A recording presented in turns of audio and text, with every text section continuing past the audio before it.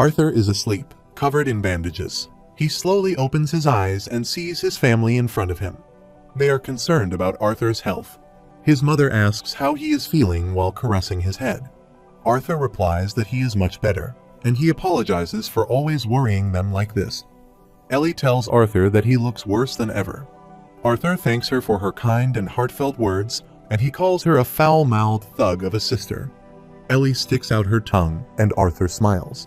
His father tells Arthur that she sounds like this now, but his sister cries even more than his mother. Ellie is embarrassed to hear that, and she yells at her father, saying that he promised not to tell Arthur about it. Arthur's mother asks how he, of all people, got hurt so badly like this on the first day of school. Reynolds says that it looks like their son is already getting into fights at school. Arthur starts grinning and says they should see what the other guy looks like. His father and sister start laughing while his mother is scared to think about the other child. She wonders what has Arthur done, and whose poor child did he obliterate. She thinks they will have to move and live underground with the dwarves. She can help out by healing miners, but she's worried about Ellie. Director Cynthia tells Mrs. Lewin that he is only joking. They turn around and see that Director Cynthia and Tesha are there with her family. They brought Arthur fruits and some flowers. Arthur's parents are shocked to see them. They bow down and say that it's an honor to meet the Majesties in person. Tess's father says the honor is his because they are finally able to meet the parents of the one who saved their child not once but twice now. Tess's mother holds Mrs. Lewin's hands and says that their meeting has been far overdue. Alduin introduces Reynolds to his father and says that he is the former king of Elenoir, Virion, and then he introduces Tesha, his daughter. Tesha starts blushing and says that it is an honor to meet them all. Arthur's parents look at each other, then they glance at Arthur and start smiling. Arthur is embarrassed and wonders what they are thinking right now. Alice holds Tessa's hands and says that she is so glad to meet her. She tells her that Arthur has told them so much about her. Tess starts smiling and asks if that is true. Arthur's mother starts smiling and says of course, and it's such a comfort knowing that he has someone as responsible as her by his side. She whispers in Tess's ear to take care of him in the future as well. Tess starts blushing after hearing that. Virion pulls a chair near Arthur and asks how he's feeling. Arthur says that he is a little worried about what they are scheming. Virion tells Arthur to relax, but the worst thing that can happen is that he becomes his grandson-in-law. Tesha pulls his beard and tells her grandpa to stop talking nonsense. Tess starts blushing and tells Arthur that she is sorry for all this. She sits on a chair and says that she told all of them not to come, but they wouldn't listen, even though it's all her fault that he ended up here in the first place. Arthur starts smiling and tells her that it is fine. In fact, he likes how lively it is. Ellie looks at Tess and says she is the girl her brother risked his life to save. Tess starts smiling and asks if she's his sister. Tess tells Ellie that she's even prettier than she thought. Ellie looks away and says that she is not bad herself. Arthur tells Ellie that she's the one that gave her that bow for her birthday. Ellie is surprised to hear that, and she thanks Tess for that. Tess starts smiling and says that she is welcome. Suddenly, Ellie asks Arthur who is prettier between them. Arthur replies that they are both pretty ugly to him. Tess and Ellie are annoyed to hear that. Arthur asks Virion if he got a chance to take a look at Tess's mana core. Virion replies that luckily, her body seems more compatible with the beast core than his when he first integrated. Virion asks Arthur how did he manage to pick up an Elderwood Guardian's beast core. Arthur says by killing one. Virion looks at him suspiciously as Arthur starts smiling. Cynthia tells everyone that she hates to disrupt such an amiable setting, but Tesha's assimilation must be monitored once more. She opens the door and says that there are quite a few other visitors stuck outside due to the maximum capacity of this room. Outside the door, there are other visitors gathered to meet Arthur. Arthur remembers that after his family left with Tesha and her family, he continued to have more visitors throughout the day.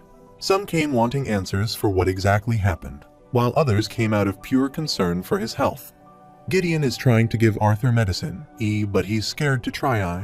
Gideon leaves after a while and tells Arthur that he should stop by his personal training room after he recovers. Arthur asks how does he know about that? Gideon replies that Director Goodsky called him and asked him to build some training artifacts for him. Gideon tells Arthur that he owes him now and leaves. Arthur is shocked to hear that, and he tells him to close the door.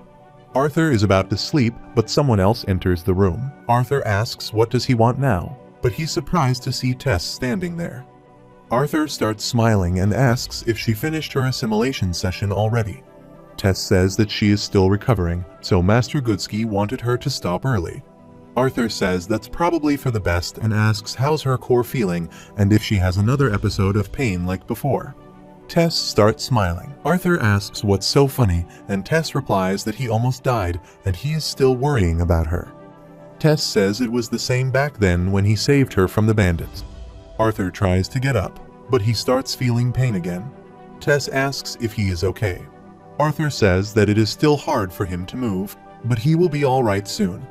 Tess says that she knows he will, but let her apologize. Arthur starts smiling and says he told her not to apologize for saving her again. Tess says that she is not apologizing for that, but for taking advantage of him like this. Tess starts kissing Arthur. The sweeper is cleaning the floor outside the room. Tess comes running outside and starts panting near a window. Her face has turned red. Tess thinks that she kissed Arthur, and that was her first kiss. She wonders if she did it right. Tess looks at her reflection in the window and tries mimicking the kiss. She places her head against the wall and sits down on the ground. She says that she probably came on too strong, and Arthur is going to think that she's lewd. Tess wonders if she should go back to his room and pretend it was all a joke. She slaps her face and says she can't think like that.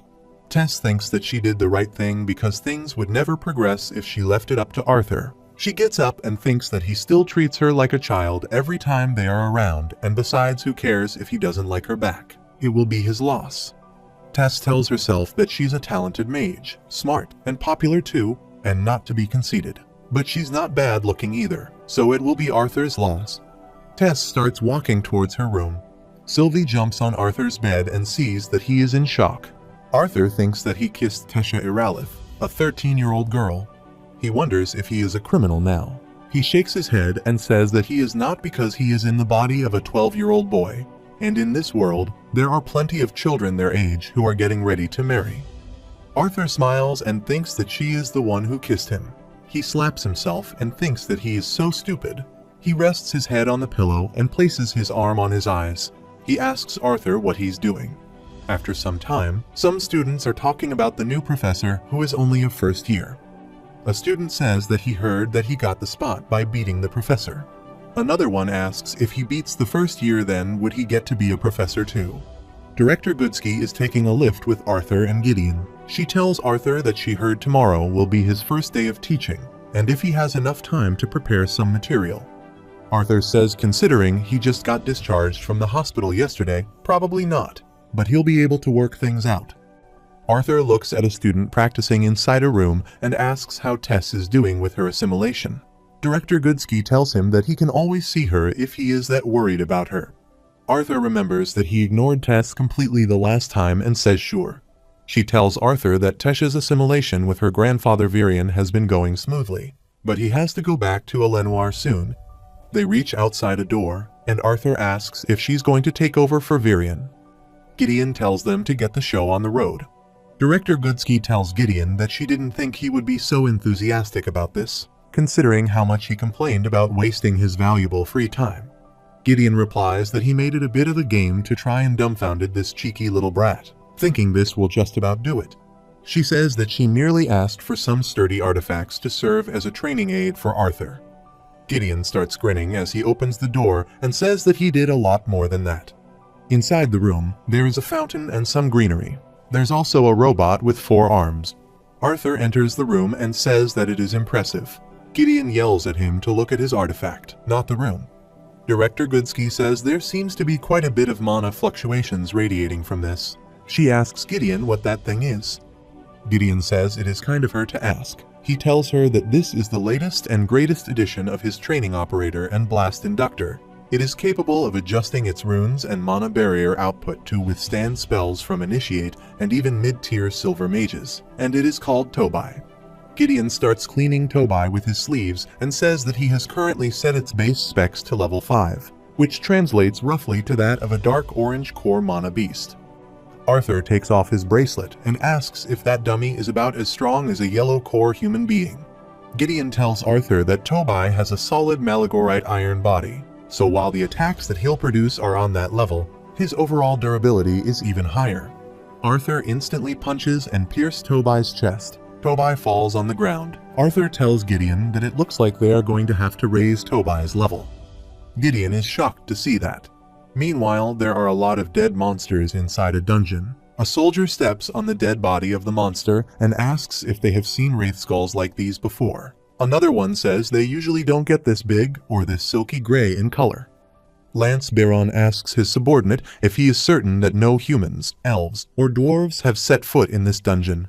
He replies yes, Lance Baron. The only entrance down here had long been closed off, according to the specialists. Baron looks at a piece of torn banner and says this just got much more serious then. Meanwhile, Arthur is training with the robots inside the training room. Arthur swings his sword, but Tobai blocks the attack and rushes to punch Arthur. Arthur ducks, grabs it by the arm, and smashes it to the ground. Arthur snaps its arm off.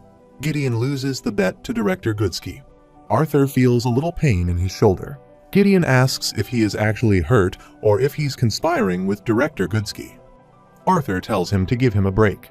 He asks if he saw his sloppy footwork out there.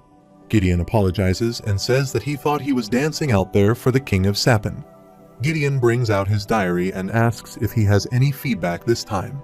Arthur tells him that Tobai's joints are a pretty bad weak spot, so they should work on reinforcing those also. Even if they can't conjure spells, for a mage, it's a bit limiting that they can't fire any offensive elemental magic. Gideon says he assumed Tobai would be sparring against an augmenter, not the devil incarnate. Arthur says that he thinks Tobai's mana reinforcement can use some work. Gideon is surprised to hear that. Arthur says right now, Tobai is emitting a layer of protective mana around its body. Even though it's the fastest and easiest way for a mage to protect themselves, it's also weak to attacks targeting the same place. It might be a bit more complicated and extensive. But it would be better if Tobai could conjure an array of individual plates of mana interconnected with each other. That way, once the initial barrier is set up, it'll be easier for Tobai to mend its barrier more quickly when it breaks, and without having to waste drawing excessive amounts of mana from its crystal to conjure up a completely new barrier. Arthur cleans the sweat from his face using a towel, and is surprised to see everyone looking at him with disbelief. Director Goodsky asks Arthur if he can conjure a mana barrier like that. Arthur nods in approval. She says it's intriguing. While the initial cast of applying that sort of mana barrier might take longer, it would still offer much more flexibility than the traditional mana shroud that mages use these days. Goodsky says she must relay this to the Mages Guild and see what they have to say. She thanks Arthur and leaves. Gideon is examining Arthur closely. Arthur asks what he's doing. Gideon says that he is checking to see what other gold he has stashed in there. In the morning, Arthur is slowly walking towards the class using his sword as a cane. He thinks that maybe he shouldn't have gone up against 2 level 7 Taubes when he hasn't fully healed. Arthur slips and is about to fall, but he grabs someone's shoulder and avoids falling. Arthur is surprised to see Cathelm put his arm around her shoulder. Meanwhile, the students are talking about the new professor in the class. One of them says he personally wants to see the first year try to teach, and another student says it'll be pretty funny watching him stutter and pretend like he knows what he's doing. Another student says he has gotten tutored by a 5th year, so he'll ask some questions that the first year wouldn't even know how to answer. One student says that his father donates over several thousand golds a year to this school, and they're using first years as teachers. It's embarrassing.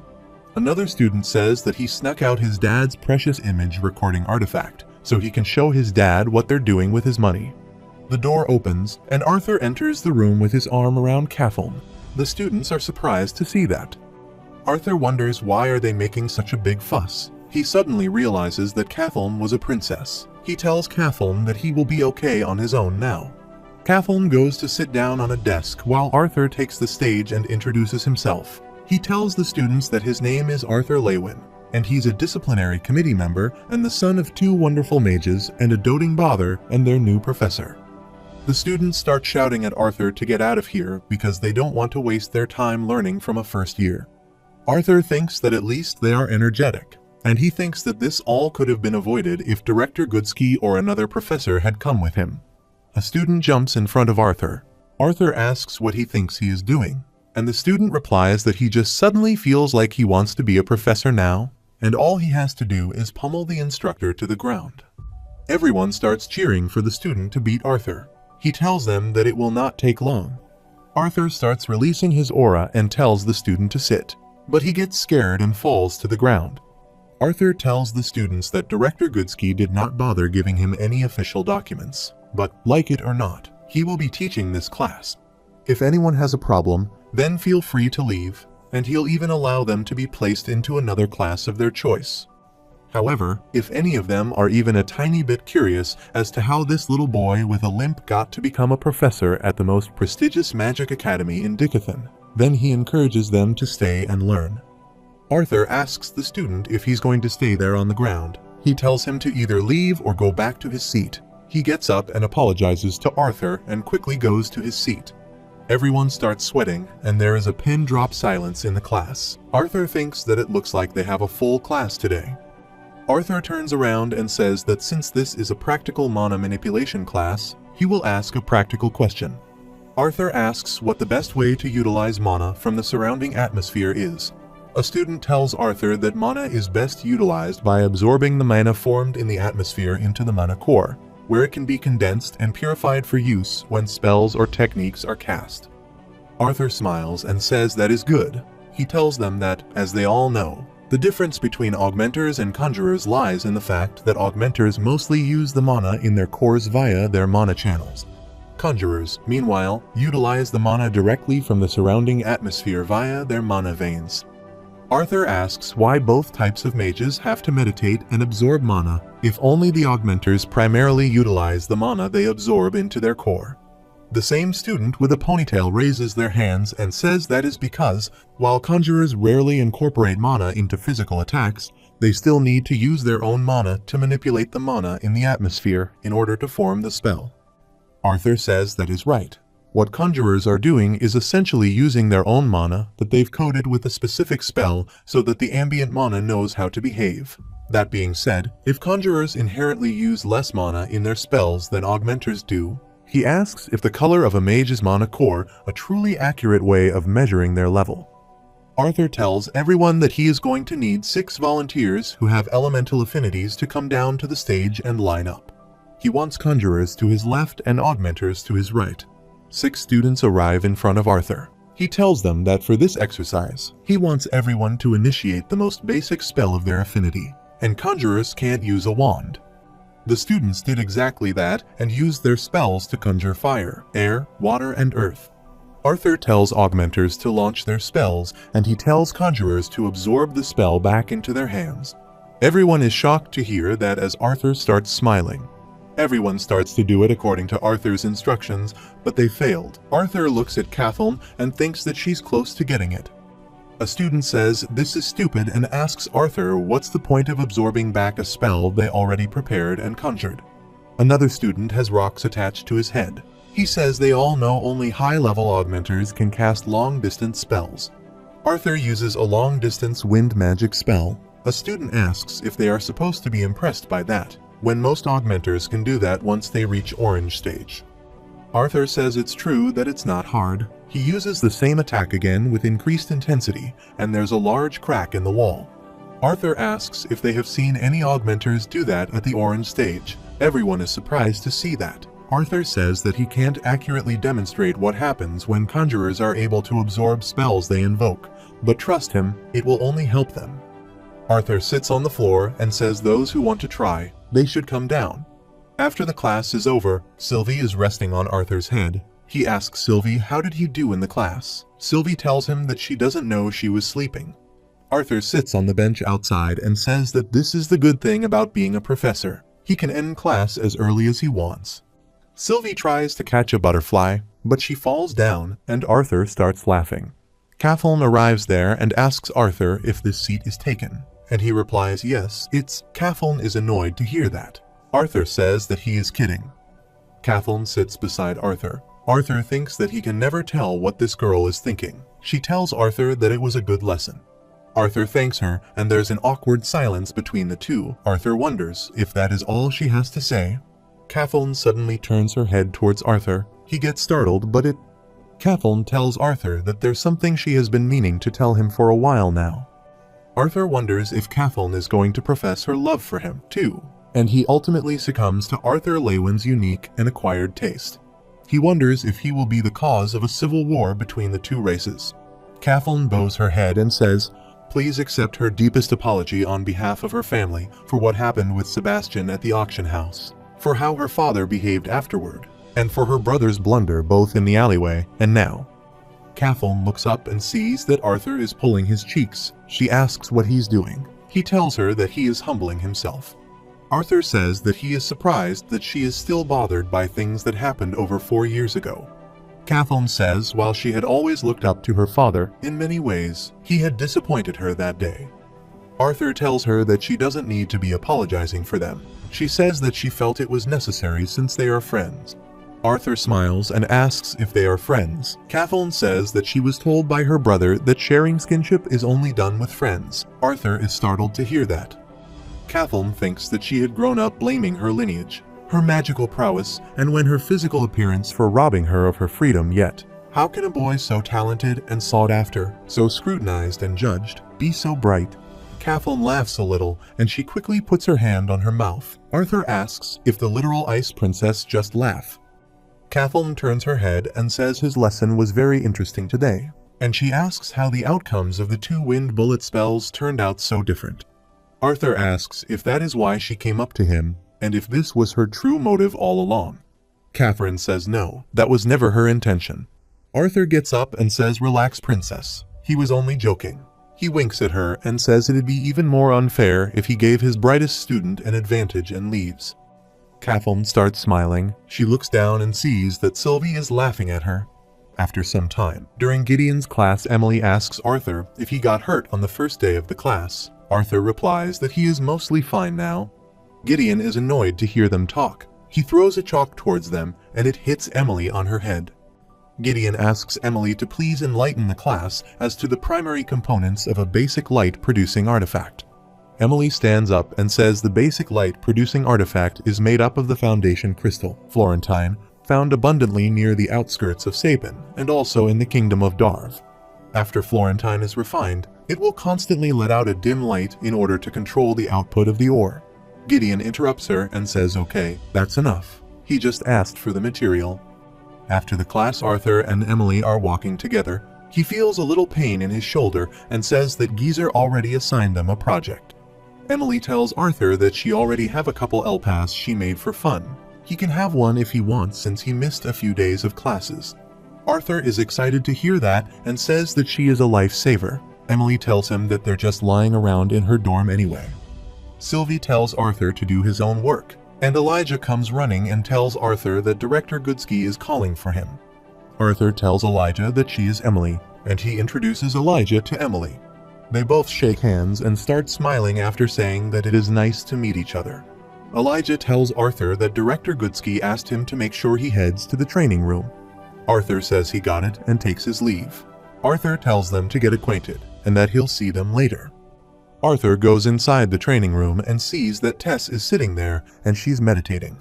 Sylvie jumps on Tess and calls her mama. Tess opens her eyes and starts caressing her. She waves at Arthur and he waves back at her. Arthur asks where's Director Goodsky. Tess replies, she said that something urgent came up and left not too long ago. Arthur thinks that he can bet she schemed this whole thing. Tess asks Arthur if they should get started. Arthur thinks that assimilation with any beast took a lot of effort, and most times couldn't be done alone, while oftentimes a mage of the same elemental affinity as the beast itself was needed to take some of the burden away from the host. He is a quadra-elemental mage, so using an even balance of all 4 elements, he was able to not only help assimilate Tesha with her beast will, but also act as a sort of refined mana battery, strengthening Tesha's body and help her fight against the Elderwood Guardian trying to establish control over her core. After some time, Arthur and Tess are both panting. He sits on the ground and says that they can call it a day, and Tess thanks him for helping her. They look at Sylvie playing with Tobai. Tess asks Arthur if he is mad that she kissed him, and Arthur says that he was surprised but never mad. Tess asks why he has been avoiding her ever since they kissed. Arthur starts smiling and says they are both so young. and he has known her since she was an immature little girl. He knows it's not weird for a girl her age to get married since she's royalty, but he doesn't have that background. Tess tells him that he is just making excuses now. They both know she didn't mean that they should get married, and she knows it was wrong of her to take advantage of him back then, but she just wants things to progress. Arthur starts smiling and says he thinks that they have processed a lot since 8 years ago. He tells her that she is not the same crybaby princess she was before.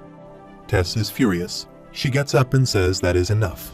She tells Arthur that she didn't expect an answer from him, but she at least wanted him to take this seriously. Tess leaves and says that she is sorry she expected so much from him. Arthur tells her to wait. Tess opens the door and tells Arthur that he is so confident about so many things. Magic, fighting, wits, so confident in all of these things because he's good at them. But there are also things he's not good at. He doesn't think the people around him have noticed how he always puts on a mask and pretends that he is happy or unaffected by anything. Even now, his reaction is to try and make light of her feelings towards him and even tease her. Tess tells Arthur that, in any case, he's the one being immature, not her, just like the way he rejected Lilia. Arthur is shocked to hear that. Tess slams the door and leaves. Arthur wonders how she knew about that. He asks what she wants him to do. It is not like he can tell her about his past and how old he actually is.